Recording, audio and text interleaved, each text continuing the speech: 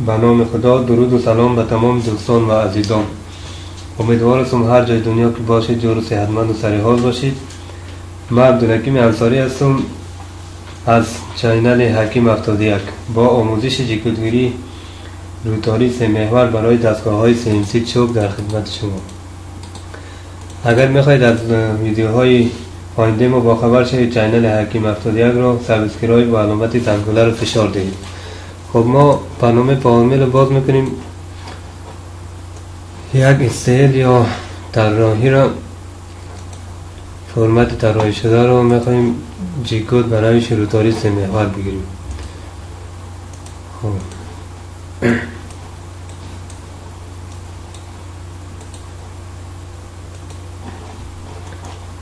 خب برفرض اولین کاری که میکنیم ما کنترل H میزنیم. قطعه کاری ما رو استیل یا قطعه کاری ما رو میخوایم طراح کنیم. برفرض این قطعه کاری ما یک قسم کج است. این کج است، ما میخوایم میرن در قدم اول طراح کنیم. میایم کلیک راست ادیت ترانسفورم رو میزنیم. هر کلمه که اینجا در این وسط قرار داشت همون اینجا در از همون باید تایپ کنیم. مثلا اینجا میایم روی نمای 3 آلی وای اینجا قرار گرفت. روی نمای 1 هستیم آلی کلمه زید اینجا قرار گرفت. میایم اینجا مثلا تایپ میکنیم 4 روی زید. میبینیم تراز نشد، بدتر شد. خب میبینیم منفی 9 میزنیم روی زید. میبینیم که دوباره روی نمای 1 میاییم، این هم شد تراز. خیلی کم فرق داره، اما قیشم عیب نداره. میاییم روی نمای 3 میاییم که تراز نشده. این رو میخوایم تراز کنیم. اینجا روی وای باید کلیک شد. مثلا 2 میزنیم روی وای، میبینیم چه اتفاق میفته. خب تقریبا تراز شده. نه نشده، میزنیم منفی 1 روی وای میزنیم. خب این هم که تراز شد. حالا که تراز کردیم کاری ما رو میخوایم نقطه صفری قطعه کاری ما رو مشخص کنیم. خب باید قطعه کاری ما بیاید، این باید داخل قطعه کاری ما بیایم. برای این کار میاییم خطکش که فعال است، میاییم خطکش در ابتدای قطعه کاری ما قرار میدیم. هر عددی که بغل X بود راست کلیک ادیت ترانسفورم. هر عددی که بغل X بود، اگر منفی بود اینجا منفیش نمیزنیم، اگر منفی نداشت اینجا اگر منفی هم اضافه میکنیم. مثلا رو میایم در ابتدای کار ما بغل X نوشته 28، ما اینجا باید بزنیم منفی 28 که بیاید در اینجا قرار بگیرم. میزنیم روی X. خب این اونجا قرار گرفت روبروی کاری ما.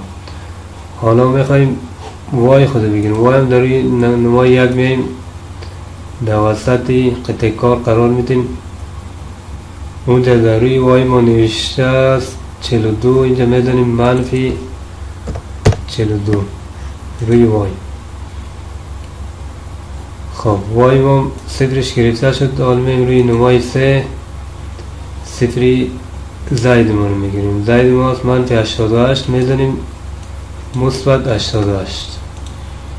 منفیش نمیزنیم چون اینجا منفی داشت، منفی رو نمیزنیم. خب صفری ما تعیین شد. حالا میایم اینجا بلوک فعال میکنیم، میبینیم قد کاری ما چند است. میخوایم قد کار رو میگیم، قد کار ما میگیم مثلا 20 سانت شوه، یا مثلا قد کار رو میگیم 15 سانت شوه، عرضش مثلا 4 شوه، قطرش هم 4 شوه. برای این کار میاییم عددی که اینجا هست قد که X که از قد کاری ما نشان میده، Y هم که از عرض کاری ما را، Z هم که از قطر کاری ما نشان میده. خب حالا ما میایم اینجا در این قسمت مثلا میزنیم 150 میل تقسیم بر 207 نقطه 61 روی X. چند حساب میکنیم، کالکولیت میکنیم. کار ما شد 15 سانت. عرض و قطرش هم همین رقم. میتونی مثلا 3 سانت دو میرد، میخوای 4 سانتش کنی 40 میلی دیگه، این 10 میلی متر حساب میشه. 40 سانت 40 میلی یا 4 سانت تقسیم بر 32 روی وای. خب عرض ما درست شد 4 سانت. حالا میخوایم قطرش هم 4 سانت شد. 4 40 تقسیم بر 32 روی زید. خب اینا انجام شد. اکسپت، همگیش درست شد. حالا میخوایم دینا یک استوانه ای طرفش بزنیم، یک استوانه می طرفش، بخاطر که نجار وقتی ایره بریش بزنه در خودی قطعه کار ما صدمه نرسه. میایم فایل اکسپورت روی دسکتاپ، پسوند DMT باید بگیریم. می باید DMT باشه. مثلا اینجا میذاریم 12 انتر. خب ما این برنامه پاورشل رو باز میکنیم بخاطر که در اون قطعه کاری ما یک استوانه بیتیم. منتظر میشنیم که برنامه پاورشل باز شد. خب حال برنامه پاورشل ما باز شد. فایل میم ایمپورت روی صفحه دسکتاپ به نام 12 بود. 12 پسوندش هم DMT بود. یه رو دو کلیک میکنیم، بازش میکنیم اینجا. چند لحظه منتظر میشنیم که فایل ما باز شد.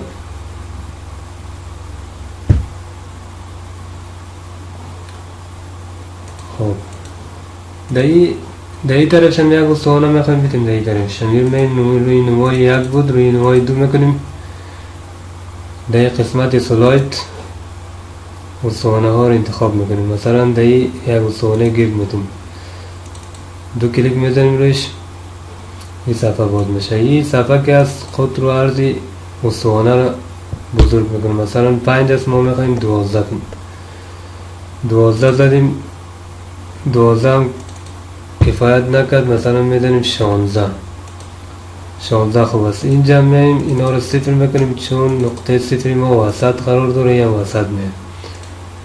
خب این هم که روی نمای 1 بیارم درست واضح تر شد. مثلا این 10 رو 12 کنیم، استوانه ما رو بزرگ میکنیم. مثلا ما میخوایم 8 کنیم. 8 شد. اینجا 150 رو مثلا 148 میکنیم که 2 میل باید داخل کار استوانه ما داخل کار بود. ببینین حالا میاد 148 کردیم، میایم روی از این گزینه مستقیم رفت داخل کار. خب این رو پاک میکنم ما، دیلیت. حالی روی از این کلیک میکنم که این طرفی قطعه کاری ما رو نشان میده. روی از این دوباره کلیک میکنم، میایم دو کلیک میزنم. ایرم قدش مثلا قطر و عرضش مثلا 18 میگیریم، چی میشه باشه. ایرم در مرکزی کار صفر میکنم که نقطه ما درست در وسط کار قرار بگیرم. خب اینجا قد استوانه ما 10 میخوایم 8 کنیم و اینجا منفی 7 کنیم که 1 میل، منفی 6 کنیم که 1 میل، 2 میل داخلی قطعه کار بمانم، نگاهش بیرون از کار بریم. خب این استوانه ما درست شد. حال خود از این کار رو میخوایم دیلیت کنیم. فقط استوانه ها رو که لازم داریم سلیکت میکنیم، میایم اکسپورتش یا خروجی میگیریم ازش، میایم روی از این گزینه دلیکام نیکست، روی دسکتاپ به نام یک نام میتیم برش، مثلا استوانه 1 انتر میزنیم. فینیشت. میایم روی برنامه پاور میل، مدل ایمپورت مدل، مثلا استوانه شماره 11 شماره 1 پیدا میکنیم. این بود مستقیم نه دهی میچسبه.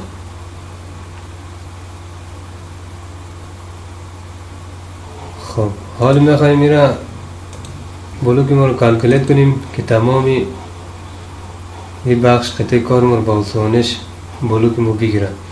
16 سانت و 2 میل است. 15 سانت خودی کاری ماست. میخواییم 2 میل از این طرف 2 میل از این طرف بیرون از کار باشه، دیگه رایش بلوک جمع کنیم. 154 156 میزنیم که در چنگ نخورم. دیگه از این طرف هم از این طرف هم بلوک ما جمع شد. دیگه قلف میکنیم که وقتی کالکولیت کنیم دیگه باز نشه این طرف. خب میاییم قطعه کاری ما رو هم از این طرف هم از این طرف باز میکنیم که هم از این طرف هم از این طرف باز میکنیم که ماشین کاری ما در تمام قطعه کاری ما ماشین کاری بگیره دیگه. خب کنترل اچ که بدین خطکش دیگه گم میشه. خب او صفر ما و تراز و تمام شد و سوانش همگیش تمام شد. البته روی از این گزینه ها روی صورت هایش میم. صورت ها میگه از 12 از 10,000 تا 18,000 جا داره. این صورت اسفندل دستو هست. مثلا ما میذاریم 12,000. این صورت کاتینگ فیت ریت یعنی صورت تراش کردن قطعه کار است دیگه. مثلا صورت تراش کردن همون قطعه کار که روی دستگاه است. مثلا این رو میزنیم 10,000. این هم خودی دستگاه خودی برنامه تعیین میکنه 1000. این هم 10,000. خب این هم نان میزنیم به خاطر خنککاری است، به خاطر دستگاه های فلز و سنگ استفاده میشه که ما همچین چیزی نداریم. این را اکسپت میکنیم. اینجا میاییم first point safe یعنی این هم last point safe. این شروع از کجا شروع کنه تقریبا ما وقتی کار شروع میکنه کجا باشه ما میگیم در ابتدای کار باشه. از کجا ختم کشه و میگیم تق کجا باید ختم شه. اینجا کار که تمام شده اینجا ختم شه. نه دیگه اگر جای دیگه نه.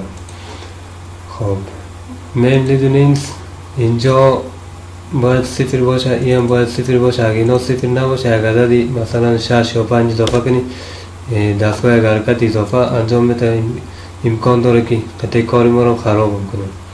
میگیم این باید صفر باشه. هم زمانی کار کم میشه وقتی صفر باشه هم کاری ما سالم در میاد. خب لینکس اینجا باید اسکیم باشه. فقط در این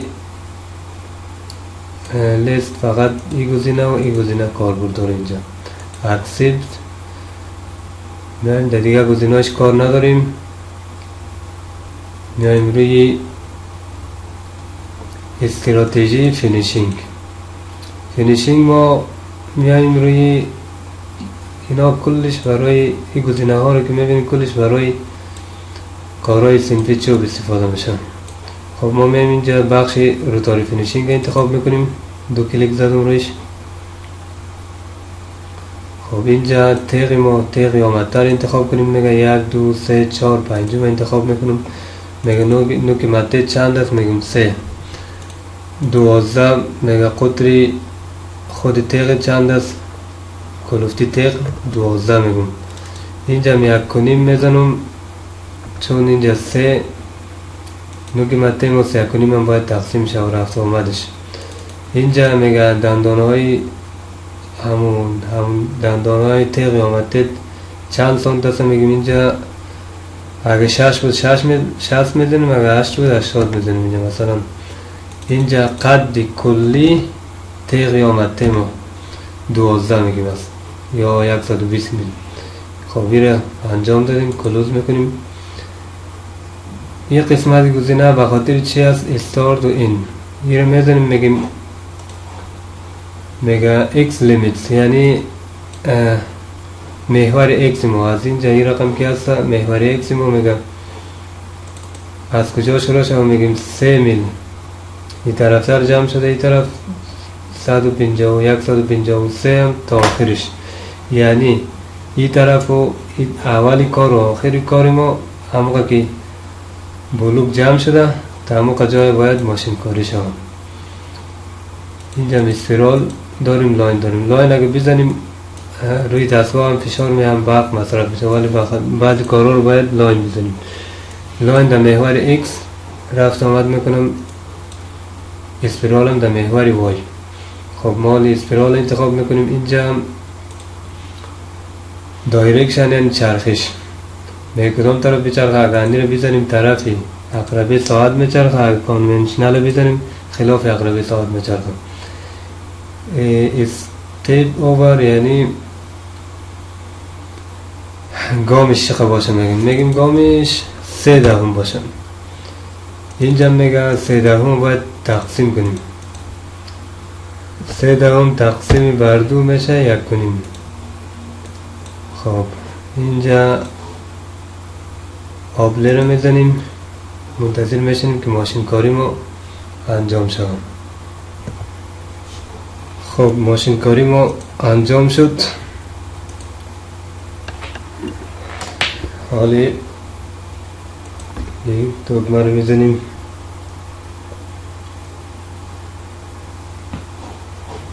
خب حالا میم در قسمتی گزینه، اینجا میم راست کلیک Create individual NC programs اینو میزنیم. میم اینجا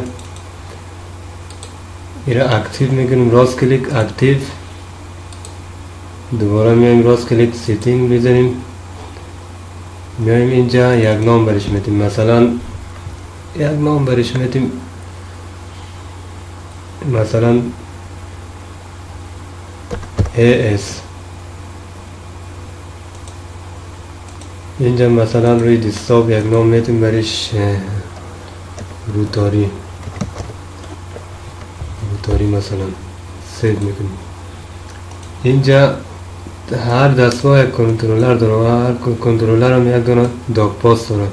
کنترلر دستگاه ما که هست به نام سنتیگ است که داگ پاسش هم برای کارهای روتاری 4 محور و 3 محور، کلا کارهای روتاری سنسیکاتر استفاده میشه. برای کارهای چند رو هم باید از فانوک استفاده کنیم. حال کار ما چون جیکودی ما روتاری بود، داگ پاسش هم باید سنسیکاتر باشه. روی سنسیکاتر میزنیم. حالا دیگه قسمتاش کار نداریم، دیگه گزینه‌اش میایم در این قسمت ایرا آف میکنیم. دیگه ایرم کولنت خانوکاریشه که از اونجا از بخشی چی بود، از بخشی صورتا نون کردیمش. اینجا خودش نون شده دیگه، از اونجا نون نکنیم، از این بخش اینجا باید نون کنیم. خب این رو میزنیم آپلی رایت، منتظر میمونیم که رایت شد.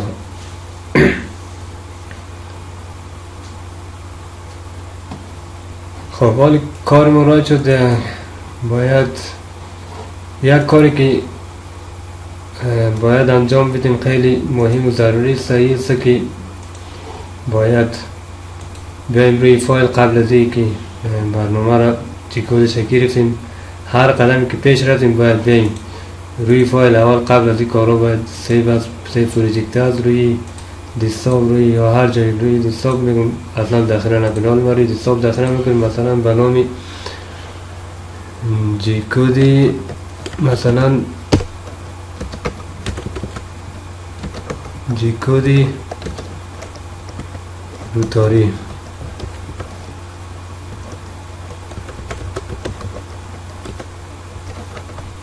داخلش میکنیم. دیگه هر قدم که پیش رفتین، هر گزینه یک گزینه که پیش رفتین کنترل اس بزنید که سیو شده بود. یک وقت میبینید برنامه پاورمیل پرید. ما دیگه کارا روی مرحله باید از اول تا آخر پیش برید. خب از قسمت میایم اینجا در اصلاحاتش این رو باز میکنیم. اصلاحاتش هم که برای کارهای روتاری زیاد سخت نیست، میایم فقط دیگه چیزاش کار نداریم، میایم مستقیم روی این 140 این رو پاک میکنیم، دیلیت. از اینجا یک دونه نور کم میکنیم که سرعت های ما اول سرعت باید کم باشه. اینجا بینی اینجا زاید باید بین زاید و باید 170 نقطه بدیم. این باید 170 باشه یا 180 باشه، کمتر نباشه که تیغ ما پایین در کار میخوره، قطعه کار خراب میکنه. در اول کار باید 170 میل یا 17 ساند از قطعه کار بالاتر باشه. خب با قرقره موز میگیریم 1 2 3 هر جایی که رفت. اینجا باید F یادمون باشه که حرفا بزرگ باشه. قبل اکتا میزنیم F 1 2 3 4 10,000 باید اینجا بزنیم. یعنی از این 9999 همون 10,000 هست. یک نویش کم میکنیم. در قدم اول سرعت باید کم باشه. کم باز اینجا که رسید 1 2 مرحله که پیش رفت، 1 2 خط که رفت از روی قطعه کار ما، سرعت دیگه تیز میشه. میم آخری اصلاحات اینا رو پاک میکنیم. اینجا زید 170 نقطه اینتر میزنیم G1 A یعنی آلفا 0، یعنی محور آلفا این باید 0 شه. نقطه F 1000 باز اینتر میزنیم M05 یعنی دستگاه خاموش. این را میزنیم سیف. خب دوستان عزیز، جی کد روتاری ما همی بود.